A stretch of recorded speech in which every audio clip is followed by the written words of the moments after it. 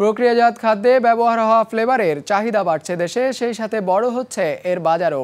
ব্যবসায়ীদের হিসেবে দেশে ফুড গ্রেড ফ্লেভারের বাজারের আকার বর্তমানে $8 কোটি, যা প্রতি বছর 15 থেকে 20 ভাগ হারে বৃদ্ধি পাচ্ছে।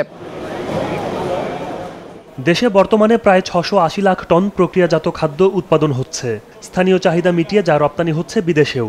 প্যাকেটজাত এসব খাবারের চাহিদা দিনকে দিন বাড়ায় এ খাতে বিনিয়োগে আগ্রহী হয়ে উঠছে ছোট বড় উদ্যোক্তারা।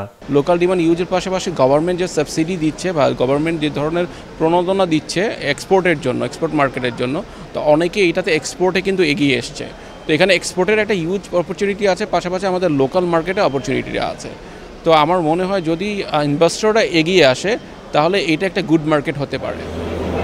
কেক, বিস্কুট, আইসক্রিম কিংবা বিভিন্ন ড্রিঙ্কস, প্রক্রিয়াজাত এসব খাবারের স্বাদে ভিন্নতা আনতে ব্যবহার হয় ফুড গ্রেড ফ্লেভার। দেশে যার বাজার বর্তমানে $8 কোটি। এই বাজার প্রতি বছর 15 থেকে 20 ভাগ হারে বৃদ্ধি পাচ্ছে। Flavors are basically food additives. They go into biscuit applications, they go into confectionery application, they go into beverage application. These are the multitudes of the food and beverage applications for which flavors are used. Bangladesh is a vibrant market by itself and it's also an important export market. বেকারিতে অনেক বড় বড় giant company আসতেছে। That is Y আমরা hopefully যে bakery মার্কেটে ফ্লেভারের চাহিদা আরও বাড়বে এবং এটা গ্রোয়িং মার্কেট। যে হারে আগাচ্ছে ফ্লেভার মার্কেট অলমোস্ট $1.5 বিলিয়ন হওয়াটা অস্বাভাবিক কিছু না উইথিন 4 to 5 years। প্রক্রিয়াজাত খাদ্য ও এতে ব্যবহার হওয়া বিভিন্ন উপাদানের এমন সম্ভাবনাকে সামনে রেখে রাজধানীতে শুরু হয়েছে ফুড অ্যান্ড এগ্রো এক্সপো। এতে অংশ নিয়ে প্যাকেটজাত খাবারে ব্যবহৃত উপাদানের গুণগত মান বজায় রাখতে নজরদারির কথা জানায় নিরাপদ খাদ্য কর্তৃপক্ষ।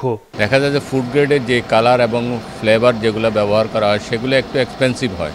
নর্মালি ইন্ডাস্ট্রিয়াল গ্রেডের যেগুলো টেক্সটাইল কালার বলেন, বিভিন্ন ধরনের ফ্লেভার তারা ব্যবহার করে, ইন্ডাস্ট্রিয়াল কেমিক্যাল, সেগুলো অনেক কম দামে খুব সহজে পাওয়া যায়। অনেক সময় দেখা যায় অনেক অসাধু ব্যবসায়ীরা ফুড গ্রেডে কালার না দিয়ে এগুলো কিন্তু ওই কালারগুলো ব্যবহার করতেছে। ফ্লেভার যারা ইম্পোর্ট করে প্রত্যেকটা দোকানে আমরা যাব, যে আমরা দেখব যে এগুলো করা হচ্ছে কিনা। যারা এই ধরনের টেক্সটাইল কালার বা অনুমোদিত কালার বা ফ্লেভার ব্যবহার করবে তাদের বিরুদ্ধে কঠোর আইনানুগ ব্যবস্থা গ্রহণ করা হবে।